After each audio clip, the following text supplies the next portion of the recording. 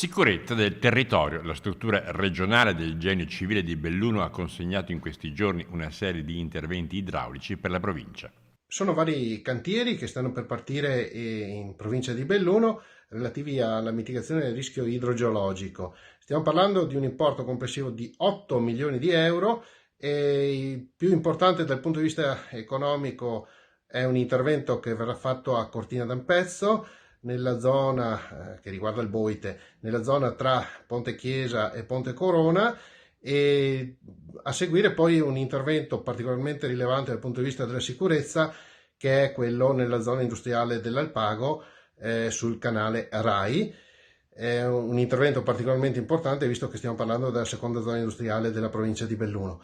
Poi interventi importanti sul torrente Valda, post dal Pago, che ha creato tanti problemi nel dicembre del 2020, e altri interventi nella zona di Santa Giustina, San Gregorio e nel Feltrino. Ne saranno quindi oggetto il torrente Rai nei comuni di Alpago e Ponte nelle Alpi per un importo complessivo di quasi 2 milioni di euro e sempre in Alpago il torrente Valda dove verranno investiti 800 mila euro.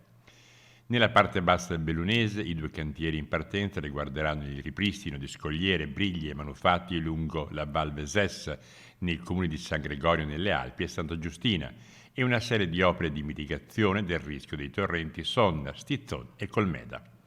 L'intervento a Cortina d'Ampezzo, del valore di 3 milioni di euro, riguarderà invece una serie di opere idrauliche trasversali e longitudinali sul torrente Boite, nel tratto compreso tra Ponte Chiesa e il Ponte Corona.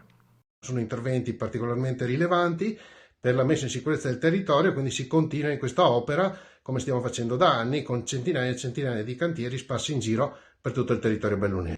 Le attività si svolgeranno durante tutto il corso dell'anno con l'obiettivo, condizioni climatiche e imprevisti permettendo, di concludere gli interventi più consistenti entro il 2023, quelli minori già entro il prossimo autunno.